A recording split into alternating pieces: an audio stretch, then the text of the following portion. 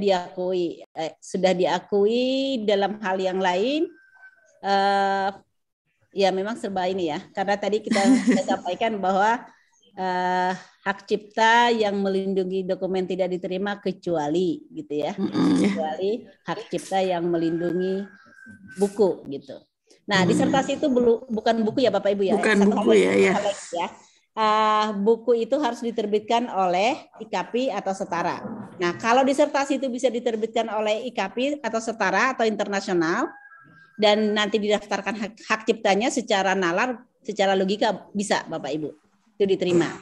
Tapi itu harus diterbitkan oleh setara IKAPI ya, IKAPI atau penerbit internasional, gitu ya, Bu Pipit.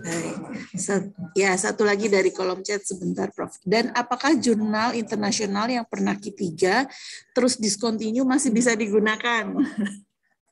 Baik, Bu Pipit. Kalau masalah pengindeks Bapak Ibu, yang dilihat itu adalah pada tahun artikel kita diterbitkan di jurnal atau proceeding itu.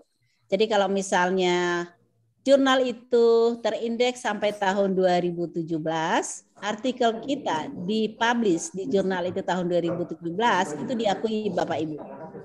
Tapi kalau misalnya artikel kita dipublish di jurnal itu tahun 2017, ternyata jurnal itu baru terakreditasi tingkat 1-2 atau baru terindeks Scopus tahun 2018, tidak diakui Bapak Ibu.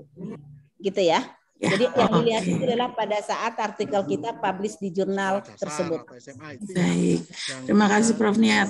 Ini berikutnya saya ke Raisen nih, kolom Raisen. Ada Ibu Dia, silakan Ibu Dia. Terima kasih, selamat siang.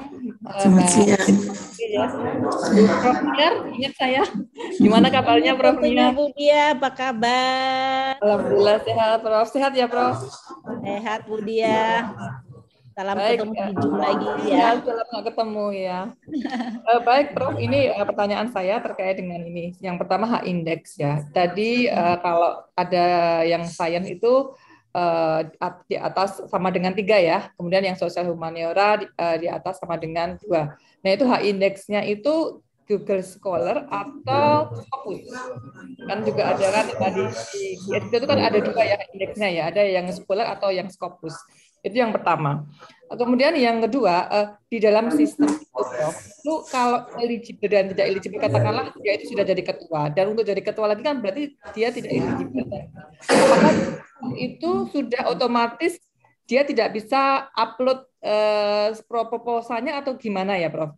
Kadang-kadang kan mungkin yang jadi pertanyaan saya, apabila di sistem itu tidak menyatakan dia tidak eligible, kan berarti dia masih bisa upload proposal ya, sekalipun dia mungkin tidak dinilai dan sebagainya.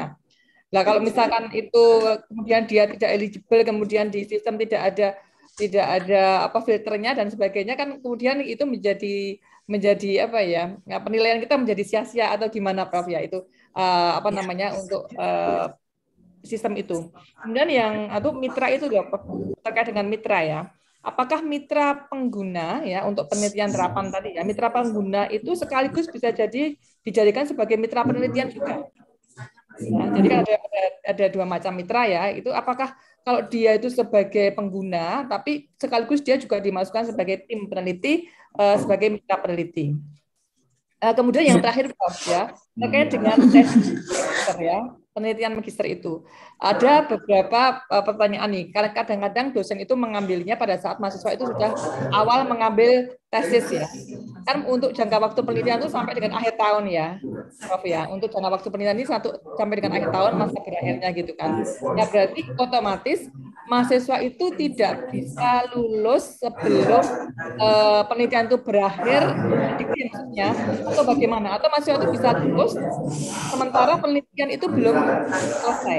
Itu yang pertanyaan saya. Atau nuwun Prof atas waktunya. Oke. Wah Ibu Dia ini pertanyaannya babat nih 4 pertanyaan. Tapi Bu Dia ini untuk ketemu Prof nih ya. Untuk pertanyaan kedua sepertinya bukan di sesi ini, nanti dijawab ke sesi berikutnya ya Bu Dia. Untuk yang tentang sistem ya dengan Pak Kahar nanti. Untuk Prof Niar ini yang pertama tentang hak indeks, yang kedua tentang mitra, yang ketiga tentang magister ini. Silakan Prof Niar. Ya, nggak apa-apa, ini tadi memang ada penjelasan kuota tambahan ya.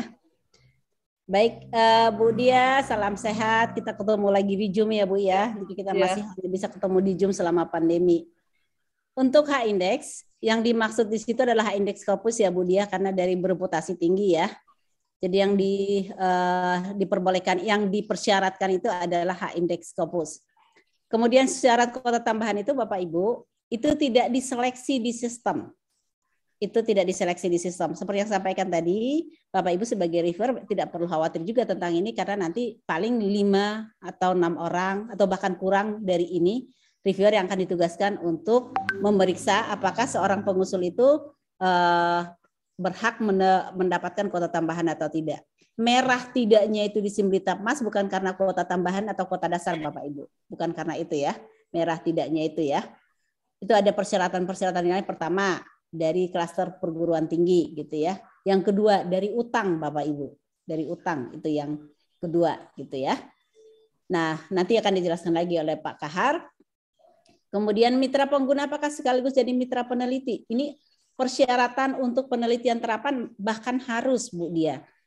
Jadi mitra pengguna itu harus menugaskan seorang dari mereka untuk menjadi anggota peneliti. Bukan mitra peneliti ya. Jadi seorang dari mitra pengguna itu salah seorang ya Bu Diah ya. Anggota kan bisa 2-3 orang. Kalau 3-3-nya dari mitra pengguna boleh nggak? Boleh Bapak Ibu. Jadi minimum 1 orang dari mitra pengguna itu harus ditugaskan menjadi anggota peneliti. Itu harus. Itu suatu keharusan. Gitu ya. Kemudian untuk PTM. PTM memang hanya 1 tahun gitu ya Bapak Ibu ya. Ini pernah terjadi juga nih beberapa tahun yang lalu. Satu kejadian di satu perguruan tinggi. Pada saat saya monef, saya menemukan ternyata disertasi dokter bahkan ya. Disertasi dokter itu sudah selesai, sudah sidang tertutup atau bahkan ada yang sudah sidang terbuka sebelum pendanaan itu diumumkan. Sebelum proposal itu diumumkan, diterima gitu ya. Nah, ini tentunya menyalahi aturan Bapak Ibu. Karena kenapa PTM dan disertasi doktor ini dikucurkan itu untuk membantu mahasiswa menyelesaikan pendidikannya, karena kadang-kadang mahasiswa itu mendapatkan kendala di pendanaan. Jadi contohnya untuk tesis magister seorang mahasiswa itu akan dinyatakan lulus gitu ya, lulus atau bahkan di beberapa perguruan tinggi mungkin boleh mendapatkan ijazahnya jika ada jikanya.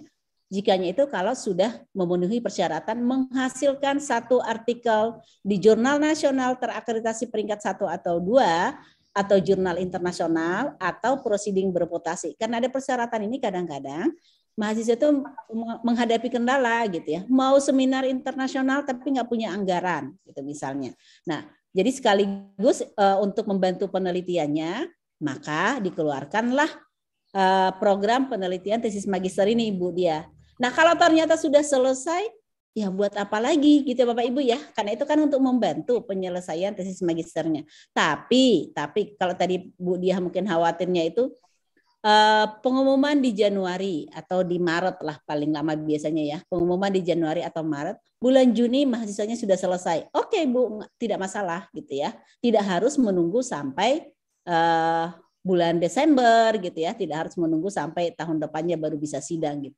Tapi paling tidak dengan rentang waktu seperti itu sudah masuk akal.